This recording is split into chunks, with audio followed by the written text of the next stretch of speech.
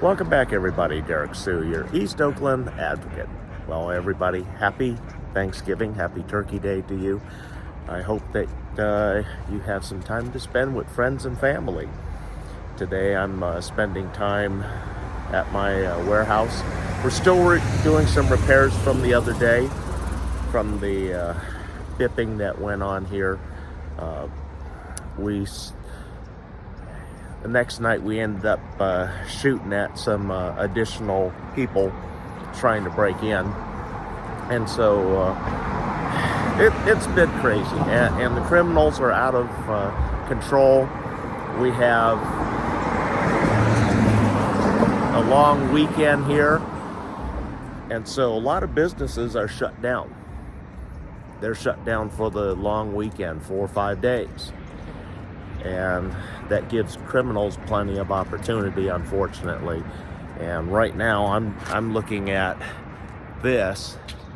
Looks like they've been working at pulling the sheet metal from the ground out.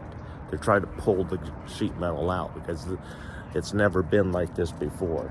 I mean, sections of this, they just pulled out and bent. You can't really see it, sorry, but yeah, there's all sorts of attacks here going on in East Oakland, but enough of that. There's a lot to be thankful for myself. A year ago, I was just burned out, and it was a really lonely Thanksgiving for me because it was just myself and my dog.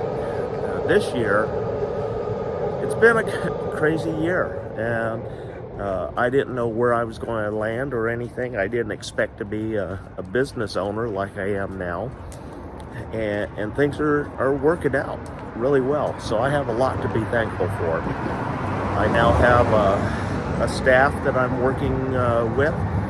We're going to start putting together a lot of the filtering, the complex filtering system for the aquaculture that keeps the water clean and keeps the Pacific white shrimp alive. And so anyway, we're not growing weed, and that's what these criminals are after, because this used to be the Emerald Triangle here in East Oakland. Everything out here, practically every business building, warehouse was growing marijuana at one point, illegally. Several buildings got burned down even.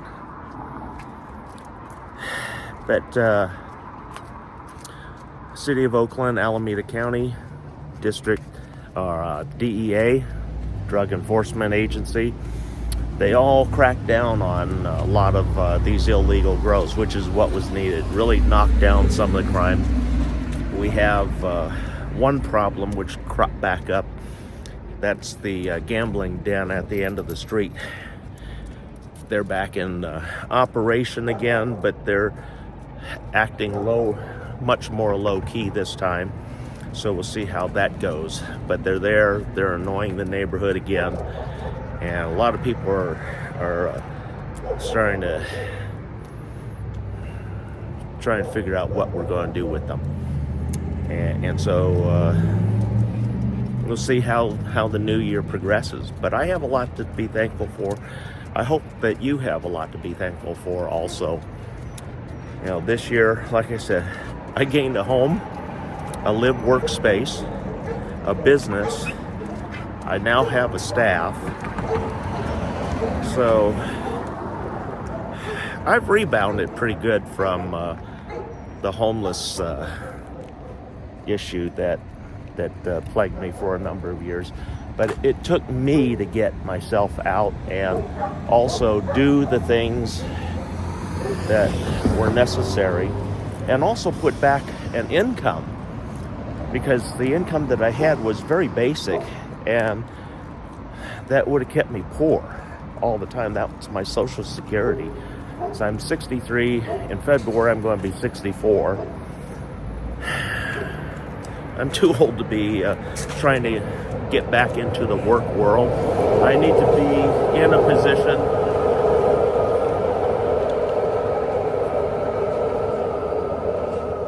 I need to be in a position where I manage everything and I'm teaching people, not so much the gopher and the doer of everything. That's why I have staff. And with this, I set up the foundation for my foundation. And the foundation in the long term is going to help Oakland, because everything that this business generates, even long after I'm gone, is going to continue to help the housing situation of Oakland, because this provides the funding, the necessary funding that nobody seems to be able to secure, because all the funding for all the homeless issues, the housing issues, they're annual grants, one-time grants for 1 year, maybe 2 years, and that's it. And so you have a huge pool of people and organizations all vying for the same money. Why are we doing that? Why can't we look at creating something that not only benefits the unhoused and low income, but also it helps the housed, the whole community? We're going to have live Pacific white shrimp, one of the most popular meats right here, and we're going to be growing it locally. And then we have our vertical farming, and we're going to be growing a lot of fruits and vegetables, a lot of things without soil, using the new technology and growing it right here in the urban environment. And this way we reduce the carbon footprint by reducing all the transportation, because if you look at where all the produce comes from, it's not locally, and it has to be trucked in. There's a lot of processing, a lot of handling on all of our farm goods that come in from outside our cities. And then with this new system, we can install micro farms all over the city, make food more readily available, even in food deserts, and at a much more economical cost to the entire community, because we're going to be solar powered. We're indoors. We control all the environment. We control the hazards. We keep the hazards away from your food. And that's one of the biggest problems that we have in America today. E. coli, salmonella are two of the biggest bacterias and deadly that pop up in our food chain. And why? Because we're not using modern techniques, modern farming.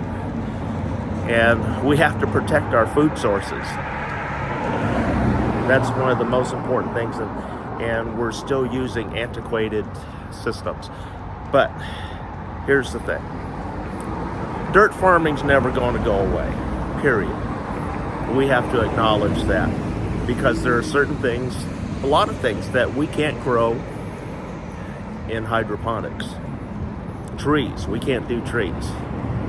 So we have to have dirt for that. So the old farming methods will still be around. They're not threatened in any way. Only thing that we're doing is making the food resources more available, closer to home, cheaper, and reducing carbon footprint, because all the transportation, the trucks, the trains, the planes that transport our food don't have to be used, because they're grown locally. Thanks for joining me today. Happy Thanksgiving, all. We'll be right back.